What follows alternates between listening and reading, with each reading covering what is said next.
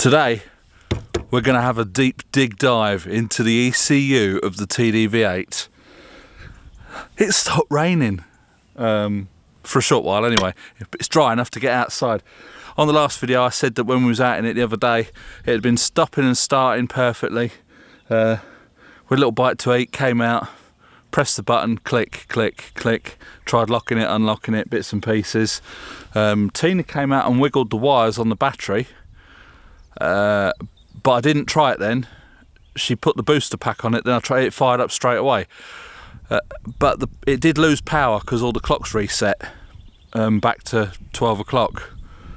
So I'm going to plug the iCarsoft in, see what the battery voltage is, and if there's any other faults come up, and we'll have a bit of a deep dig through the sections and see what the iCarsoft really can do on this car. Because I have a lot of people saying, have you found anything that it won't do? Does it do this? Does it do that? So we'll have a bit of a look today and see what this iCarsoft will actually do and what functions it's got. And that's about it. So we'll get inside. What I will do is just see if it will start first, see if I can catch that on camera. And yes, I'm going to see if it'll start.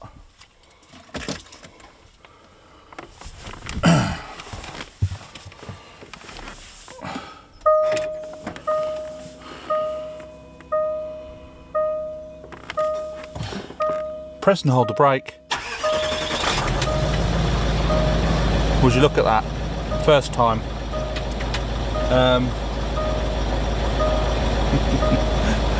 Oh, I always, you know what they say, never work with animals and children. Right, so what I'm going to do is switch it off. Right, so on the iCarsoft we've got diagnostics, service, voltage, OBD2 and EOBD, DTC lookups, setups and this and that and the other. What I'm going to do is go across to voltage first. So you go across using the arrow keys, press enter. That's telling me that the battery voltage is at 11.7 volts. Maximum is 11.8. So what I'm going to do is just start it up.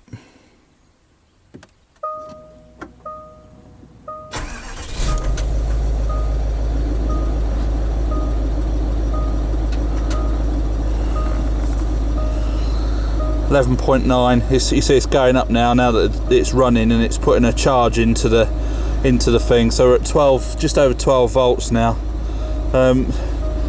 So going on that, I know the car's just been started, but what I'll probably do is check it another day and see if before I start it what the voltage is at.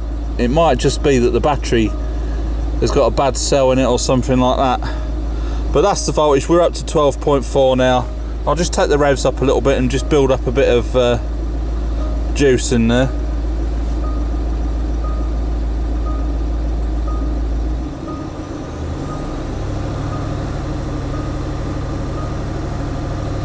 Yeah, it's climbing up. We're at 13.3 now and it's still going up.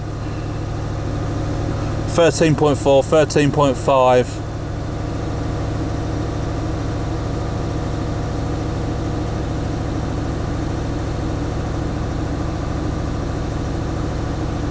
.8. So it is putting out a charge, but say it was at 11.7. I have just started it and switched it off again. Whether that's taking it out of the battery. We're up to 14.11 now. And it's sort of hovering around 14.10. So I'll just let it idle, see what it's putting out, and then battery voltage has dropped down to 13.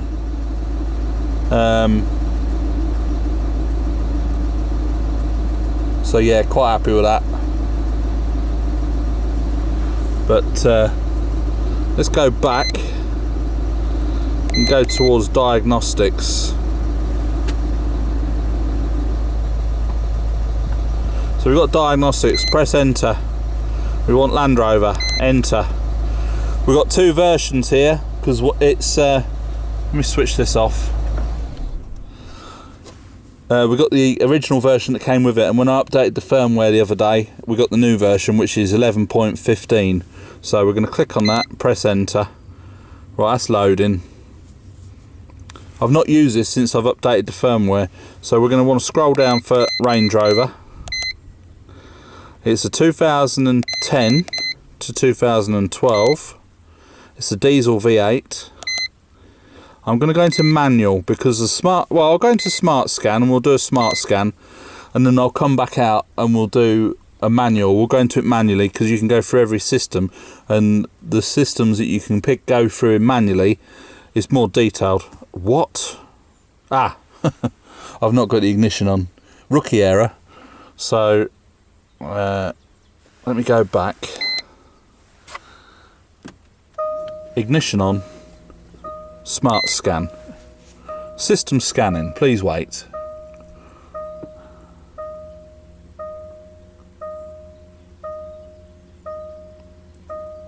What?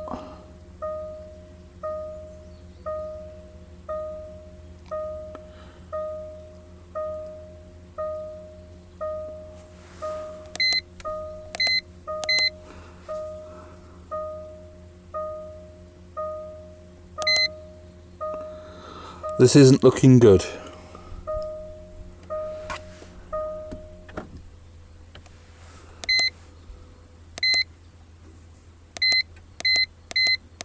Right, I'll come back and we'll go right out of it. Right, so I'm going to put the ignition on now. And then we'll go back into it again. So, diagnostics, Land Rover, the new version, Range Rover 2010 V8 diesel, smart scan. System scan, it's going through, but it's saying link error.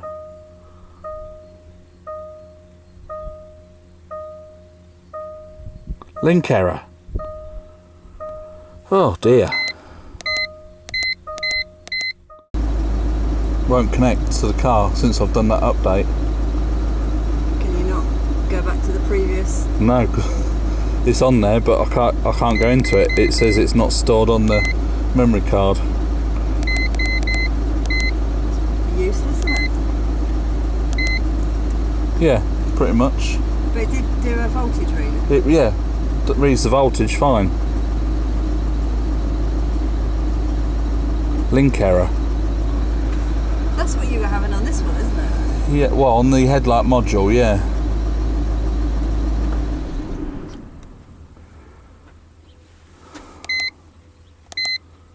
Do you think that one will start? I don't know. I can try.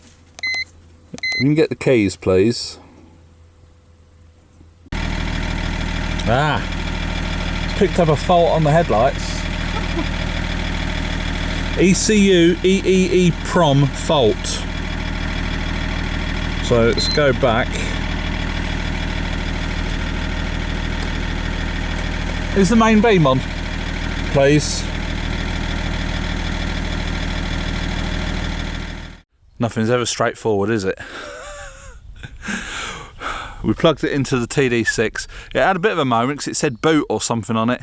I disconnected it, plugged it back in, it communicated with the TD6 fine.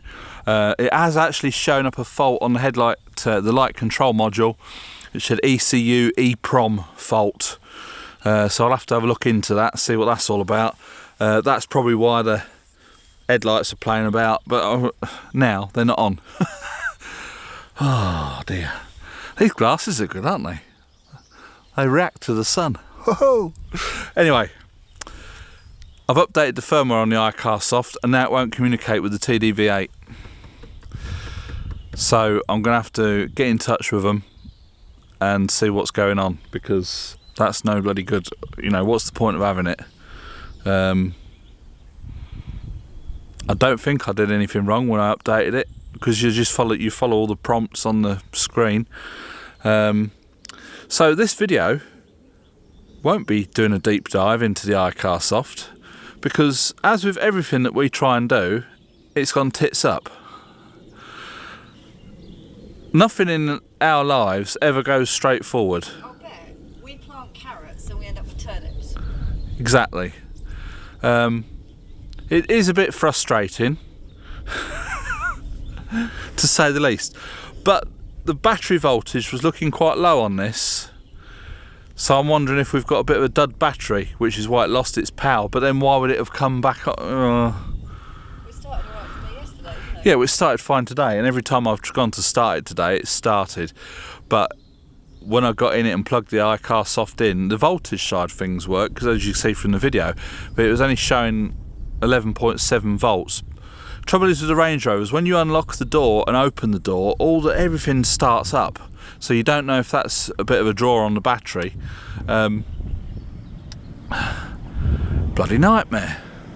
Of course, the TD6, when that was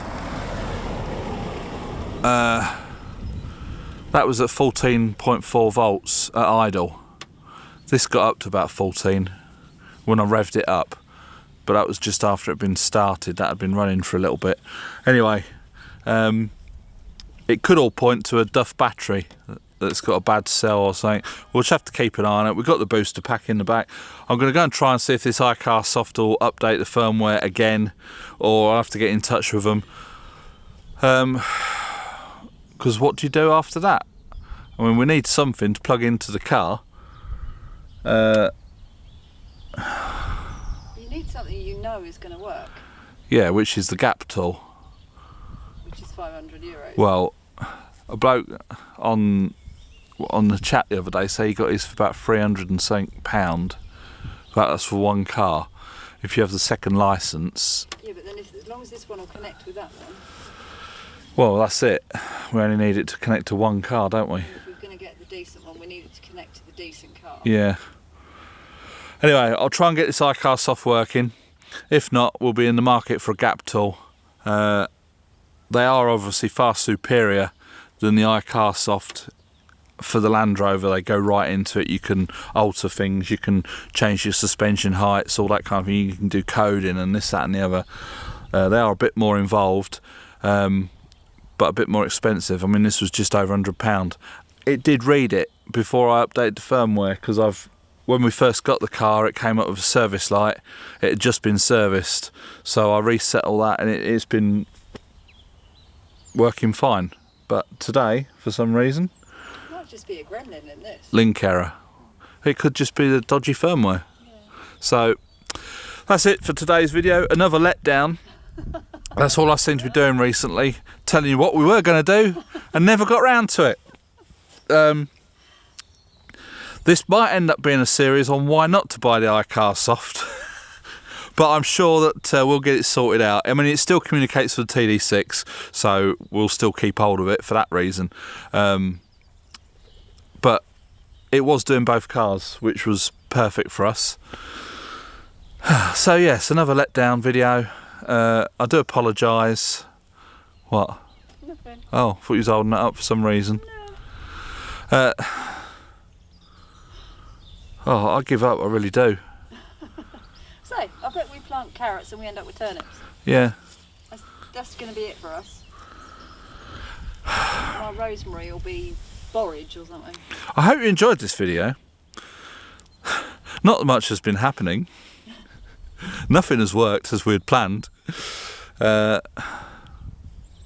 please click the thumbs up to keep pushing our videos up, because we know you all want to see what goes wrong on the Mad Dog Chili Farm. You need to do a chili farm cock-up of the week. Oh, yeah. So please subscribe if you haven't already. From me and the Hobbit.